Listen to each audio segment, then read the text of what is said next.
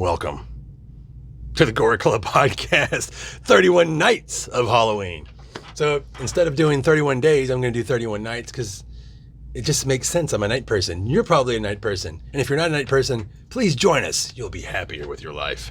I am accompanied by my unseen, amazing, gorgeous, beautiful Igor, or Hand-Gore, whatever, like the thing, but sexy. Well, let's, hand jobs are kind of nice. I'm going to shut the fuck up and get right onto this. We're going to do the 31 nights of Halloween. And I'm doing something kind of goofy, weird, and I don't give a shit. You should be used to this by now. If they're not my favorites, some of them are, I love them. Some of them are in my top 20, maybe. I don't like doing lists anyways. If you watch the Gore Club Podcast, you know that anyways. Dave always stumps me with my favorite question, and I want to strangle Death Metal Dave. But here we are again in the Gore Club Podcast studio. So if you see hot spots and posters and wires hanging, it's because it's not for this. It's normally for a podcast, but I'm going to start doing this stuff here because, I don't know, it's like home. Let's just dig right into this. These are not my favorites. Some of these I haven't seen in so long, and I want to revisit during the month of October. And I might remember how much I didn't like them. And actually, I've watched 2 so far because I have to work this weekend. And I'll get to that when we get to that. But number 1 is the Wolfman. Now, this is the, thank you, assistant. This is the original Wolfman. I didn't hate the remake. I kind of wanted to. I went in with clear eyes and I said, to hell with it. And once I got past the CG, it's a pretty gothic, gory. If you watch the director's cut, by the way, the uncut director's cut is graphic as hell. But let's talk about the original. It's a fucking classic. I started my whole month off with this one, and I'm so glad I did because I hadn't seen it in, I cannot remember how long, how many moons it's been since I've seen the Wolfman. So number 1 is the Wolfman with Lon Chaney. Thank you. Number 2. Oh my God, I forgot about this. Halloween 5. Thank you, assistant. Now, this is she loves this one. I went back in to watch this one again. We did 2 Halloween episodes for the Gore Club Podcast last year, and one of them was nothing but Michael Myers movies, and people shit all over this one. And I think I defended it for as much as I could, and then I went back and watched it, and I realized how right they were. What a piece of shit. And we're known for saying how much we love these piece of shit movies. This one, no. What a waste of Daniel Harris. What a waste of Donald Pleasance. It's one of the worst Halloween Michael Myers masks. I mean, if you want to include the CG one from H2O, we'll get to that. But Halloween 5, the return of Michael Myers and a tattoo that he got, I guess, beer drinking, learning how to drive. I don't know. Number 3, Trick or Treat, 1986. Not Trick or Treat. Actually, no. This is Trick or Treat. Trick or Treat, 1986. Hey, you should know by now. This is actually one of my favorite heavy metal horror movies of all time. And I think I went into depth about this on a couple of podcasts, to the point where one of my podcast hosts was like, I'm going to fucking leave if you bring up Trick or Treat one more time. So anyways, Trick or Treat. Number 4. Now this was, it's actually a kid's movie. And I have the VHS of it somewhere and I couldn't find it for this. So I remember I had the DVD because I liked it that much. It's a kid's movie with Christopher Lloyd. Who the hell directed this? Patrick Reed Johnson. His name will come up later. And it's actually an R.L. Stine story. Christopher Lloyd kicks it out of the park on this one as a ghoul who comes back, who loves Halloween so much, and he's wronged. And then there's a whole story. It's very Paranorman, before Paranorman. Good Ghouls Gone Bad. Check it out, man. Number are we on now? Number 5. Oh my God. The Legend of Hellhouse. Legend of Hellhouse. Written by Richard Matheson. Clive Revell, the original Emperor from The Empire Strikes Back, if you know that. Roddy McDowall. This one is in Gail Honeycutt. The cast is badass. The story is great. It's still in the sort of the vein of like the original Haunting, where you don't see a whole lot, but when you do, it kicks you in the face. There is that dispute of like saying the ending doesn't match like the first encounter with the ghost, but I think all the way through, it's just a beautiful film. It blows my mind every time I watch it, and it makes me super, super happy that it's a Richard Matheson film. Written screenplay, and he actually wrote the story that goes along with it. So I'm all in on this one. Richard Matheson, Legend of Hellhouse. Number 6, Here's one that people may hate me for, and I don't care. I was pleasantly surprised, and I understand the hate from House on Haunted Hill, the remake. Jeffrey Rush, over the top, playing Vincent Price, but not Mr. Price. And I think that Vincent Price would have seen that his portrayal of him and been like, not too bad, nice, no, not too bad. God, the CG is awful. If I could just edit that movie the way that I need to, people would appreciate it a hell of a lot more than they do. Chris Kattan? What the fuck? He came out of nowhere. Don't laugh. It's true. He's in this movie. And The House on Haunted Hill, 1999. So I actually don't mind that, and I'm going to revisit that, and I'll probably hate it more, but I'm just going to cut. I think I'm past hating bad CG. I see so much of it. Number 7, House by the Cemetery. She loves Bob. We all love Bob. Now, I had to include a Fulci film, and I hadn't seen this until last year. I mean, I haven't seen it recently until last year, and I forgot how much I liked it. Out of the trilogy, I used to say that Gates of Hell is my favorite. But I think that House by the Cemetery is actually my favorite of the 3. And before that, it was The Beyond. So it's weird. I think every other year, it seems like if I revisit one, I'm like, God, I remember how good that was. And you can't go wrong with a Lovecraft film via like the screen, like a screen of an Italian mind. So Lucy Fulci pulls it out of the park, blows it, knocks it out of the park, blowjobs it out of the park, whatever. You can monetize me or unmonetize me, YouTube. He blowjobs it out of the park. Lucio Fulci, House by the Cemetery. Don't look at me like that. Where are we at? Number 8. I'm trying to get through this because there's 31 of these things. Okay, this is one of Dave. Dave went on a rant on our Halloween episode last year. He went on a very long rant where we kind of wanted to kick him out, and it was about House 2. So, and this is one of those Halloween movies that's actually on Halloween.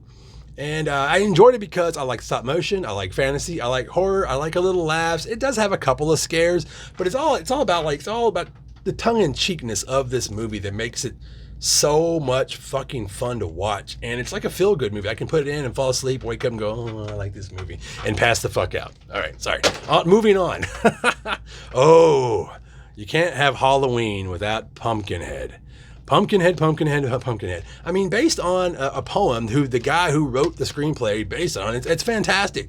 Lance Henriksen, Stan Winston, his probably his only directorial effort that I know of, definitely his debut. And Pumpkinhead, you cannot go wrong. Pumpkinhead, 1988, still good, still fucking amazing.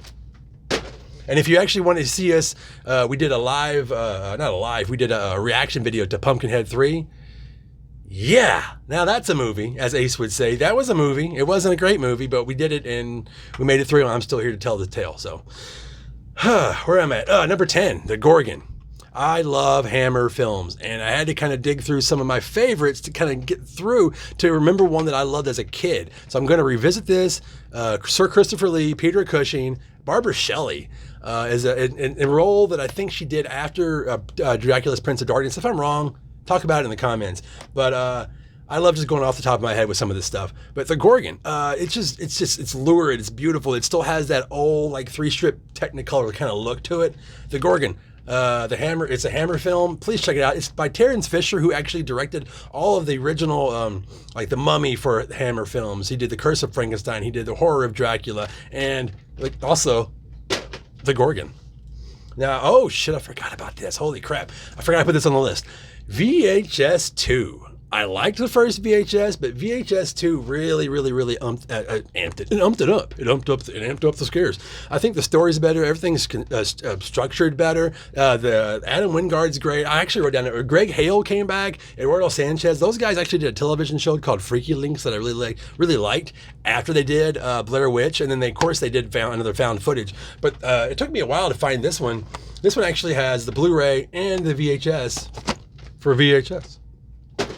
Where are we at? Oh shit, It Follows. Now I had to include a couple of new ones because it's so hard for like some old bastard like me to stick through the ones he grew up on.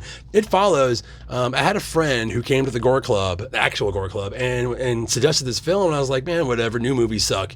And this one pleasantly and presently surprised me, and I can't wait to revisit it during the Halloween season.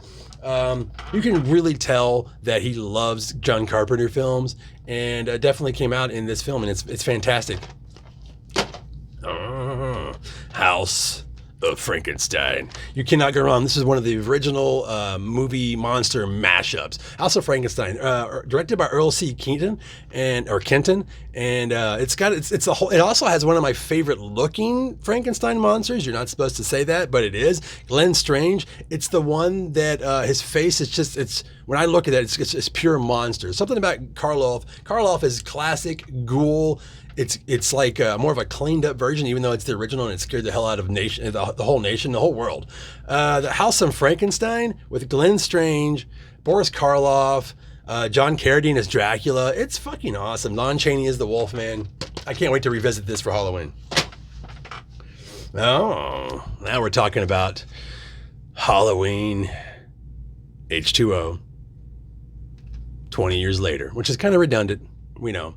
I hated that they didn't actually use the Michael Myers mask, even in this movie.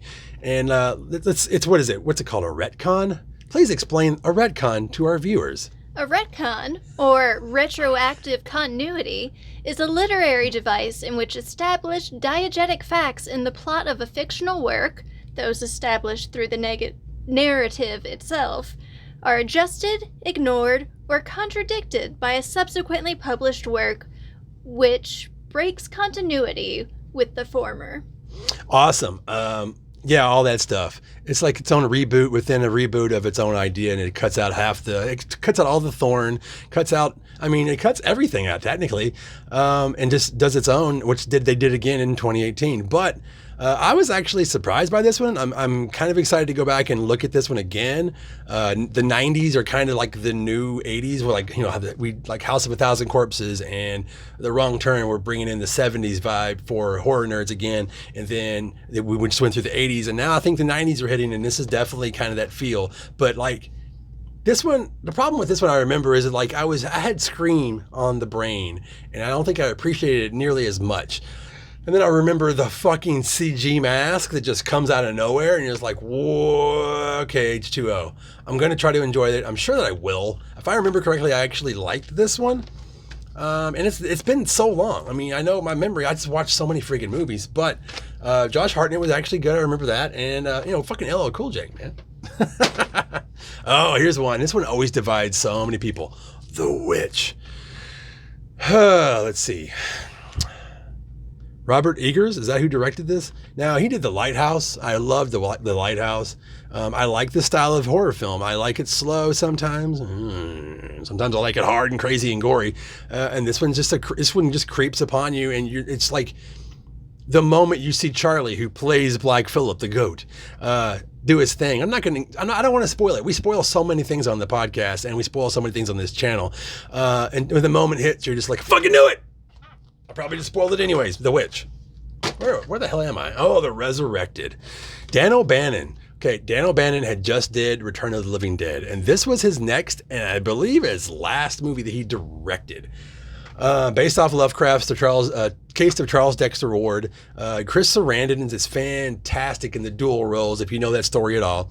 And it definitely feels like a Lovecraft movie. The effects are amazing for the time.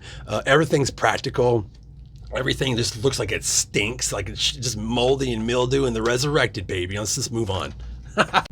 Oh shit, here's the one. I fucking loved this when it came out. Grindhouse. This is one that my best friend and I went to the movie theater, and we were disappointed. Not in the movie, not at all. We were disappointed in the turnout. Nobody went to see this movie in the theater to experience it the way that it should have been experienced. Grindhouse style. Double features with trailers, fake trailers. It was great. That was a great experience. And this is the Blu-ray. I think you can find it. It's a little bit easier to find now, but I had to get this through not even Amazon.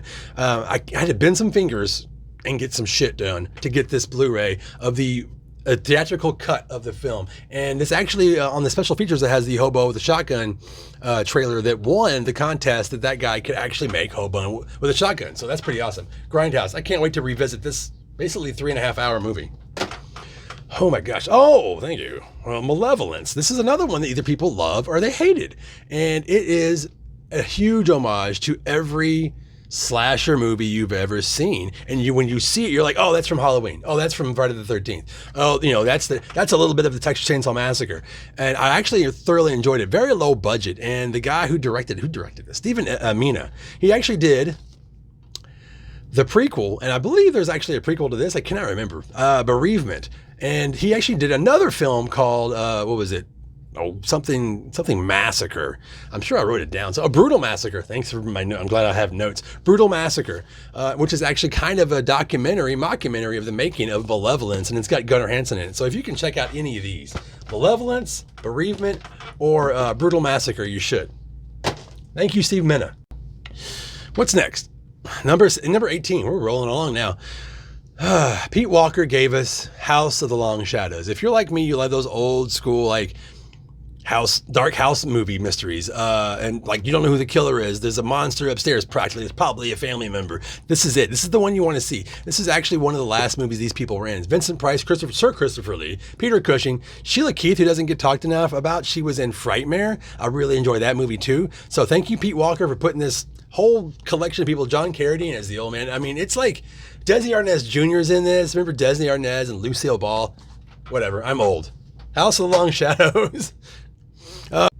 Cellar Dweller. Oh, what number is this? Number 20. We're getting there. Directed by John Carl Buechler.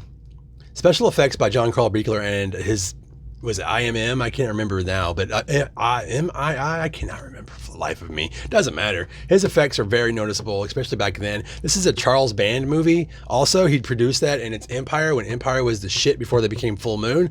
That's like the early days of Full Moon were good, but Empire ruled. You got Trancers, Reanimator, From Beyond, all that kind of stuff. Those are Empire. But if you do yourself a favor, if you like horror comics, EC style, and it's got Yvonne DiCarlo in it. It's got Jeffrey Combs in it. Cellar Dweller. I cannot wait to watch this one during the month of October. This one is kind of confusing to some people because it has two different titles. I remember it as Curse of the Demon because this is an old VHS of mine, but it's also known as Night of the Demon. It's actually a Halloween night movie. God, who was it? Jock Turner directed this, and Dana Andrews. If you're a Rocky Horror Picture Show fan, you know that name. This is one of his movies. I highly recommend Night, Curse of the Demon. I think now it's been released on Arrow, deleted. They deleted the fucking movie. They released a special edition, like 2-disc Blu-ray of it, and now you can readily find it. So that's badass. I can't wait to revisit Curse of the Demon. It's also kind of like there's actually a loose remake of it that Sam Raimi did called Drag Me to Hell. Kind of the same premise. Now, this one is something I haven't seen, and I'm kind of excited. I bought it, and I just put it on the shelf and just completely forgot about it. Rabid. Now, this is the Soska sisters doing this. I like the Cronenberg one a lot. I don't think it's not even my top Cronenberg films, but I'm really excited to revisit this, or not revisit it, revisit the story with a whole new twist. I don't know what they've done with it. If you guys want to spoil it for me, I don't give a shit. Put that in the comments and be like, it sucks, Steven. You don't know what you're talking about. Well, actually, you're right, because I haven't seen it yet. And I can't wait. I had to add it. Spaced Invaders. Not a horror film. I don't give a fuck. This movie is so much fun. I cannot wait to go back and watch this during our 31 Nights of Halloween. Spaced Invaders. If you haven't seen this one, you should definitely check it out. This is an old DVD, 25th anniversary. So this came out in like 81 or something. And what's the year on this? I can't remember. Oh, 90. I'm an idiot. That's why the special effects actually look so good. Spaced Invaders. Madman Mars. Madman. What number are we at? Number 24. 24. We're sliding through these, man. I'm trying to slow down a little bit because I talk so fast. I talk over my own syllables. Madman Mars. This is actually, Galen Ross was in this. I don't even think she was credited on the VHS copy that I've got. Galen Ross from Dawn of the Dead. And this is basically a camp slasher film. Has no children in it. And they're telling campfire stories, and one of the legends comes up, and it's Madman. And of course, they're in the area of Madman when it comes up. And I was really happy with this. I think Paul Eilers is the slasher in this. That's no secret. It's a monster. And if you haven't seen Madman, you should definitely check it out. I'm excited to revisit this one. Where are we? Oh, a movie that I love so much, I bought twice because I forgot I had it. Brain Damage, Frank Henenlotter, Basket Case, Frankenhooker. Do I need to say anything else? I bought it twice. I'm revisiting that movie twice this month. This is another one that either people liked or didn't. I think purists didn't like it, and I try not to be that anymore. I try to be a lot more open-minded when it comes to my selections. Evil Dead. Now, was it Fede Alvarez? He directed this, and they were going to do a sequel. He did Don't Breathe? What is it? I can't remember now. They just put out part 2. Yeah, Don't Breathe. Don't Breathe. Thank you. Thank you, honorable guest. And he was more focused on doing that movie instead of the sequel to this. At least that's what his tweets said. I really think they should do a sequel to this. She kicks ass. Is it Jane Levy? Levy. Yeah, Jane Levy. She goes through hell. She goes through more hell than I think most of the the first 3 Evil Dead movies put together. She kicks ass. I was very, very happily surprised and delighted by Evil Dead. Now, you can hate me all you want. Evil Dead. Oh, yeah. Now, we actually watched this last month, so it might make it easier, but I don't hate this movie. Night of the Demons 2. Not directed by Kevin Tenney, and you can definitely tell the production is not there. Steve Johnson still did the effects for this. And he did show up. I mean, the if you've seen the movie, I mean, it's old enough for me not to. The Angela snake dragon monster at the end is fucking awesome. They have another boob trick in this one. We did watch it a couple nights ago. So Night of the Demons. So I did revisit this, and I was very happy with it. Twice Dead. Oh God, was it Burt Dragon? Okay, the reason I had to put that in my notes is because he did another movie that I knew I liked, because I had the movie poster, and I hate when you know somebody's name and it drives you crazy, so I had to look it up. He directed a movie called Summer Camp Nightmare. Now, after he did that, he did this movie called Twice Dead. Now, I believe it's been put out on Blu-ray recently, so it's getting kind of more notice. This is an old VHS I had. I think I borrowed it from my dad's store, and I wore this tape out. Twice Dead. It's got the guy from actually Halloween 5 in it. I think I put his name up there. What the hell's his name? Oh, Jonathan Chapin. I'm glad I make some notes sometimes. Jonathan Chapin.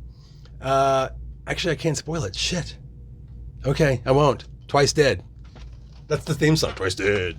What's next? Number 28.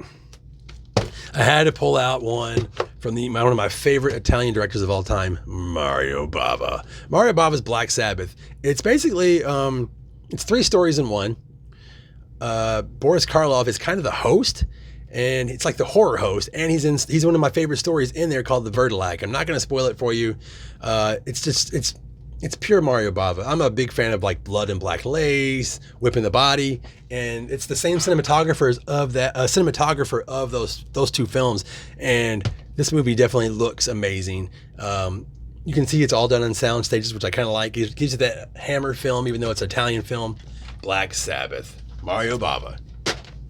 30. Oh, I thought we were on 28. That was actually 29. Okay, technically House 2, but it's actually The Horror Show with Lance Henriksen and Brian James. Brian James got really famous from the Blade Runner. He's in that. This has no connection to the House movies besides like Sean Cunningham being the producer, and it's in a house. Dee Pfeiffer's in it from Vamp. Lance Henriksen's always a badass, and Brian James is the slasher film. This is before Shocker, where it's like the guy gets electrocuted in the electric chair and then comes back and haunts the guy that is kind of responsible for his death, which is the cop who's played by Lance Henriksen. The Horror Show. Last but not least, this is going to get me a lot of hate. I actually recorded it off television because this is actually the premiere. Maybe even Fox did it. Mockingbird Lane. Do I love this movie? No, but I want to go back and revisit Mockingbird Lane, especially now that Rob Zombie's getting ready to redo The Munsters. This has got Jerry O'Connell. It's got Eddie Izzard as Grandpa. It's a complete different idea and a totally different take on The Munsters. And I didn't hate it, I remember, for whatever reason. I don't know why. Maybe because I'm such a big Munsters fan. So I'm kind of happy that I found this in the stacks here, and I was like, you know what? Fuck it. I'm going to make this the last movie that I watched this year. And then now, if we don't come back for the Gore Club podcast, usually it's because I killed myself. Shit, that's dark. All right, guys, that's it. Our 31 nights of Halloween here on the Gore Club podcast, technically with benefits. Tell us what your favorite ones. Tell me that some of the picks I decided on were awful, because I know they are. I just want to do something completely different. Mix ones I love, mix ones in with ones I don't like, or ones I haven't seen in a while. Just want to do something different. Give us some comments. Subscribe while you're at it. This is Steve Vessell for the Gore Club Podcast with benefits. Stay spooky.